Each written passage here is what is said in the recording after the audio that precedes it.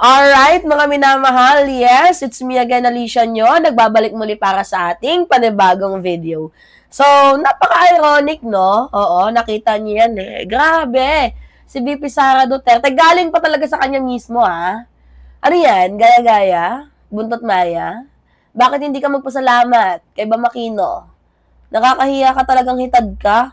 Sabi dito sa balita, Vice President Sara Duterte says digitalization and technology can be used to fight corruption.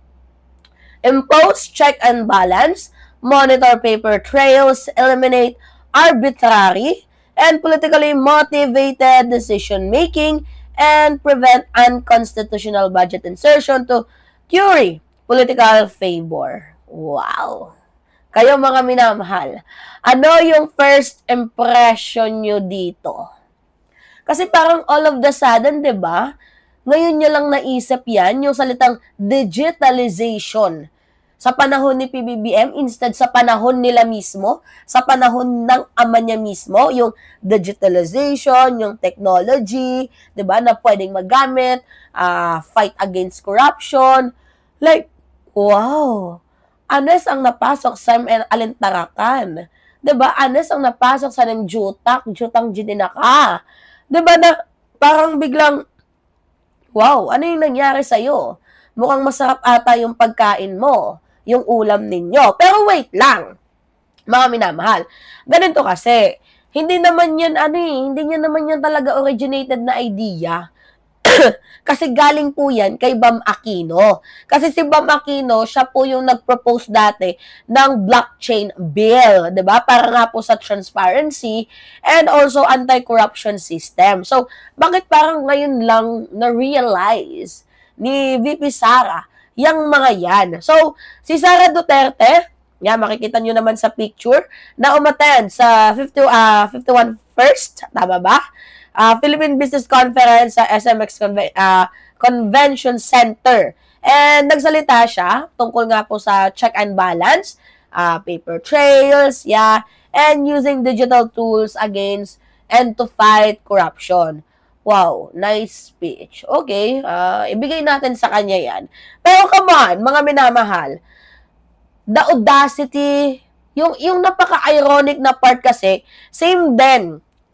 Sa mga hindi po nakakalam, same group din sila dati na laging kumukontra sa mga modernization system program. 'Di ba? Kaya nga nangungupal ba si VP Sara Duterte? Gusto niya ng digitalization, gamitin ang technology, pero sila mismo before ang kumukontra nga po sa modernization ng ating sistema. Lalo na kung 'di ba? Kung sa iba galing ang yung idea, nagigets ba ninyo mga minamahal?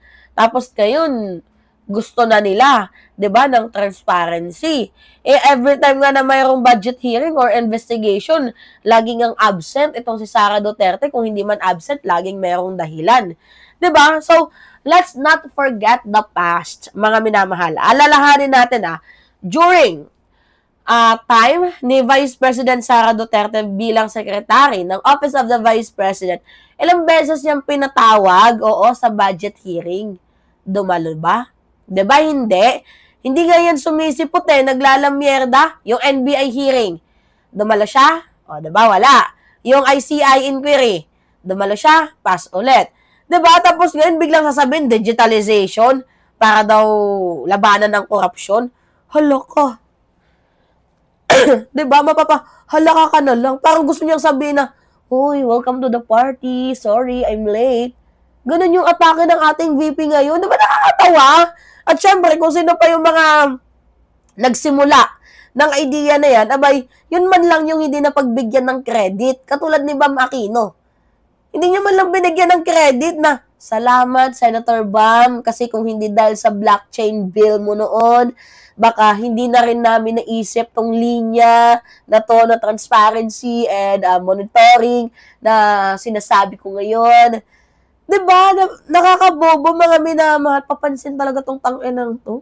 Minsan nasa apektasan din no? So, anyway, yung siguro panibagong sakit to ni Sara Duterte, gaya-gaya syndrome. 'Di ba? Kung mapapansin nyo, laging ganito. Kapag mayroong magandang initiative, gaya ng ginawa ni Senator Bam Aquino, later on, kukunin niya, i-replace niya lang, 'di ba? Tapos iano niya sa mga politiko na para agawin, na gawin parang kanila. 'Di ba may mga ganong klaseng instances. So, tawag dito, digitalization daw. Oo, nabubulol tayo. Yung aims nun is to eliminate ng corruption. Pero makikita natin na politically motivated itong kanyang mga decision making. Alam naman natin itong si Sara Duterte, 'di ba, sa mga ginawa nila noon, sa mga flood control projects, dito nga po sa OVP confidential funds, 'di ba? Parang namumupal yarn.